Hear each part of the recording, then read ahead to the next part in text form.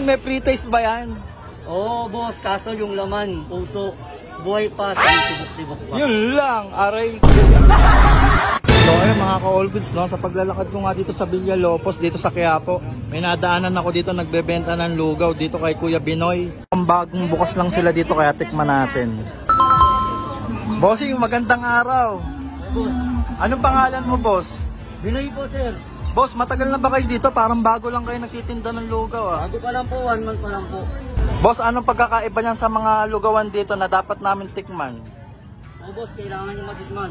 Yung beef po ito, pwede sa mga kapatid natin Muslim na kayo malay po yung laman. Ayan. Boss, lang sa salugaw. Ayun, ayos ah. Pure beef lang yan, boss. Opo, yung beef lang po ito, boss. Magkano naman yung isang order, boss? 60 lang po sa regular. Bali, ano-ano po yung mga sangkap, boss? Yan, meron po tayong isaw, tuwalya,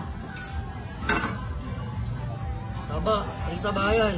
Yan, may overload din ba kayo dito, boss? Meron din po, 150. Mura lang, Soft no? drinks na po, yan. With kasama ng soft drinks. Ayos ah. Po yun. Sige nga, boss, pa-order nga ako yung ano lang, yung regular mo lang. Ano yan, boss? Ikaw mismo nagluluto niyan, boss? Ako mismo. Gaano katagal pinapakulan yung baka mo, boss? Mga 6 hours po, para malambot na malambot. Ayun. Anong oras kayo nagbubukas dito, boss? 9 AM bukas na po ito. Araw-araw. Opo, araw-araw po. Nakakailang ano ka naman, lugaw na nauubos sa isang araw, boss? Mga 3 kaldero po, ganun. Wow, ang dami pala, no? Ano yan, boss, yung nilalagay mo na Yan yan? po, tumbong. Kumbong. Pinapakalambot po, so. Oo nga, oh. Grabe. Magkano isang order niyan, boss? 60 lang po, 60. 60 lang.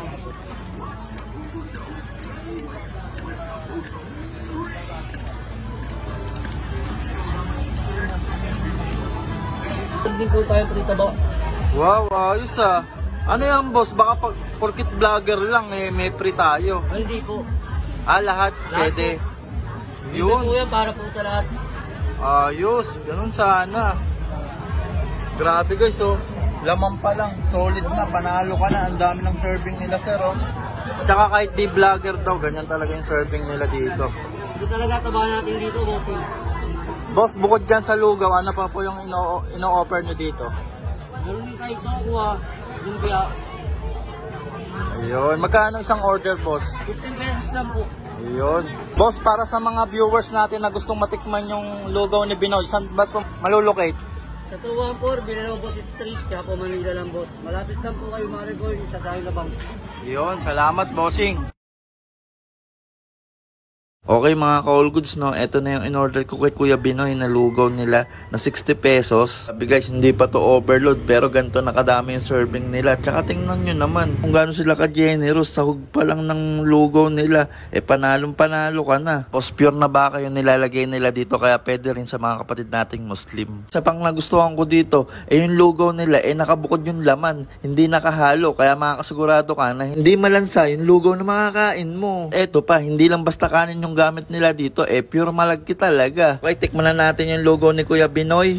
Wow, in fairness kahit wala pa ako nilalagay na condiments masarap yung lugaw ni Kuya. Tikman naman natin yung tumbong ng baka. Fairness ang lambot talaga ng baka at hindi malansa. Halatang pinakulo ang mabuti. Kaya malambot at malasa talaga. Yun mga ka-all goods, no. After nyo magsimba dito sa Quiapo, dayuhin nyo na to yung lugawan ni Kuya Binoy. Nalo dito, sulit yung ibabayad nyo dito. Sigurado, babalik-balikan nyo sila. Maraming salamat po sa panonood. Food trip muna ako, aking kabuhat. Peace out, all good. See you sa next vlog.